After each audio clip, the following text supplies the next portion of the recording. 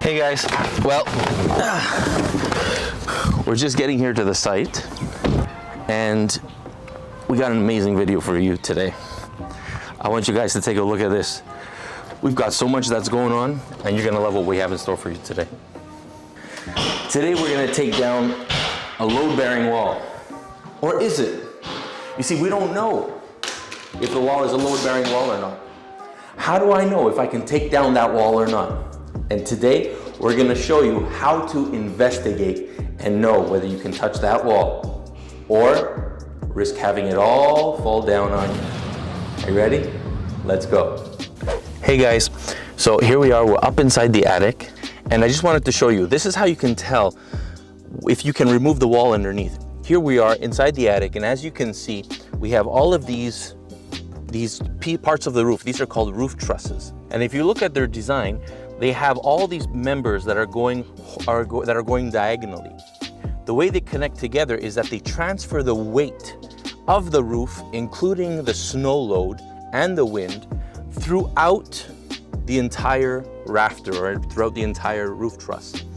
Now, the way they're designed sometimes is that they will go from one end of the building all the way to the other end with one piece. That is called a clear span truss, or this one here, W truss, depending on how it's designed.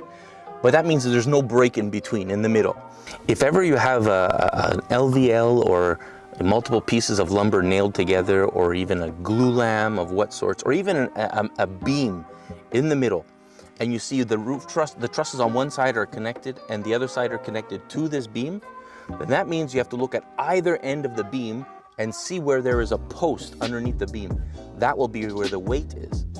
If in the middle you have a wall and the trusses are sitting on that wall, you'll know, because right in the middle where that wall is, you'll have a vertical piece of one side of the truss and another vertical piece of the other side of the truss. If you have a vertical piece stuck to another vertical piece and it's two independent trusses on a wall, if they're sitting on the wall, then if you remove that wall, the weight of the roof is not being supported anymore, and then you risk it collapsing.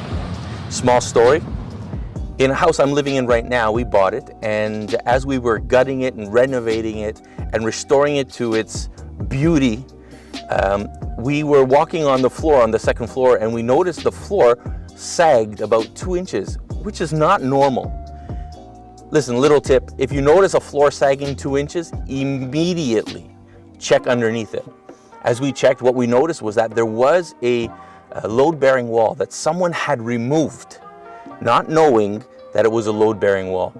A load-bearing wall usually is holding up a beam, or it's holding up your floor joists. And if you remove that and you sell your house, you risk that floor falling down on the next people who buy that home, or if you live in that home, on your family. Now, if you remove that load-bearing wall and you sell your house, you are liable for the loss of lives in that home for the rest of your life. And that's punishable by up to a lifetime in prison just for removing a load-bearing wall. So, you're better off to get a contractor or to get an engineer look at anything before you knock it down. So seeing that it wasn't the load-bearing wall, that means we can go ahead and begin to take down the rest of that wall. Here we go.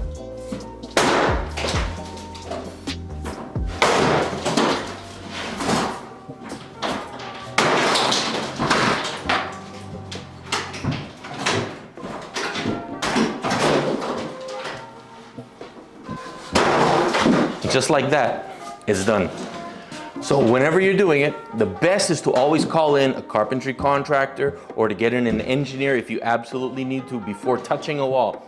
Otherwise, you can always keep in mind these few elements that I've just told you, and that will help you in doing your renovation job and making sure it's always a success. Take care.